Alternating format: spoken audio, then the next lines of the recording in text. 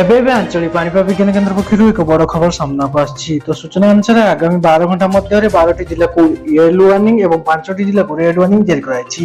ଏ ନେଇ ଆପଣମାନଙ୍କୁ ଆଲର୍ଟ ରୁହନ୍ତୁ। କେଉଁ ଜିଲ୍ଲାରେ କେତେ ପ୍ରତିଶତ ବର୍ଷା ହେବ ଏବଂ କେଉଁ ଜିଲ୍ଲାରେ ଏହାର ପ୍ରଭାବ ଅଧିକ ରହିବ ତା ନେଇ ସମ୍ପୂର୍ଣ୍ଣ ଅପଡେଟ୍ ଜାଣିବା। ତା ପୂର୍ବରୁ ଭିଡ଼ିଓଟିକୁ ଲାଇକ୍ କରନ୍ତୁ।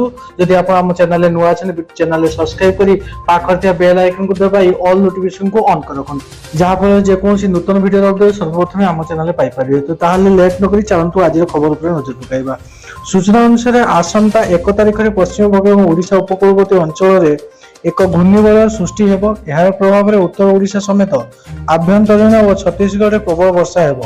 ମହାନଦୀର ଉପରମୁଣ୍ଡରେ ଅଧିକ ବର୍ଷା ହେବା ଯୋଗୁଁ ଜଳସ୍ତର ବଢ଼ିପାରେ ବୋଲି ପାଣିପାଗ ବିଶେଷଜ୍ଞ ପୂର୍ବାନୁମାନ କରିଛନ୍ତି। ରାଜ୍ୟର ଅନେକ ସ୍ଥାନରେ ପ୍ରବଳ ବର୍ଷା ହେବ ବୋଲି ଆଶଙ୍କା କରାଯାଇଛି। ପ୍ରବଳ ବର୍ଷା ଯୋଗୁଁ ବୌଦ୍ଧରେ ଅନେକ ରାସ୍ତା ପାଣିରେ ବୁଡ଼ି ଯାଇଛି।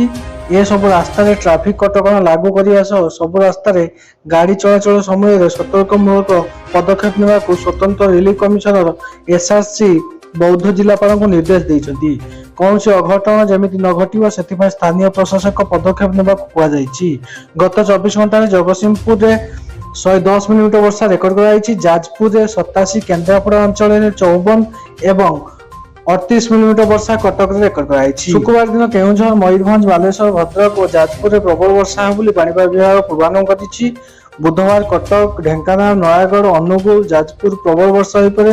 ଭଦ୍ରକ, ବାଲେଶ୍ୱର, ମୟୂରଭଞ୍ଜ, କେଉଁଝର, ବୌଦ୍ଧ, ଖୋର୍ଦ୍ଧା, କେନ୍ଦ୍ରାପଡ଼ା, ଜଗତସିଂହପୁର, କୋରାପୁଟ, ମାଲକାନଗିରି, ଦେଓଗଡ଼ ଓ ସୁନ୍ଦରଗଡ଼ରେ ପ୍ରବଳ ବର୍ଷା ହେବ ବୋଲି ସମ୍ଭାବନା କରାଯାଇଛି। 1 ତାରିଖରେ ଅନୁଗୁଳ, ବୌଦ୍ଧ, କଟକ ଓ ନୟାଗଡ଼ରେ ପ୍ରବଳ ଅତି ପ୍ରବଳ ବର୍ଷା ହୋଇପାରେ। ମୟୂରଭଞ୍ଜ, କେଉଁଝର, ବାଲେଶ୍ୱର, ଯାଜପୁର, ସୁନ୍ଦରଗଡ଼, ଦେଓଗଡ଼, ସମ୍ବଲପୁର, କୋରାପୁଟ, ମାଲକାନଗିରି, ନବରଙ୍ଗପୁର, କେନ୍ଦ୍ରାପଡ଼ା, ଜଗତସିଂହପୁର, ଭଦ୍ରକ, ଖୋର୍ଦ୍ଧାରେ ପ୍ରବଳ ବର୍ଷା ହୋଇପାରେ ବୋଲି ପାଣିପାଗ ବିଭାଗ ପୂର୍ବାନୁମାନ କରିଛି। ବର୍ତ୍ତମାନ ଯାହା ସୂଚନା ମିଳିଛି, ବଲାଙ୍ଗୀର ଜିଲ୍ଲାରେ ଆଗଲପୁର ବ୍ଲକ ଅନ୍ତର୍ଗତ ଡୁଡୁକାରେ ଅଘଟଣ ଘଟିଛି। ବଜ୍ରପାତରେ ଚାଲିଗଲା 2 ଜଣଙ୍କ ଜୀବନ।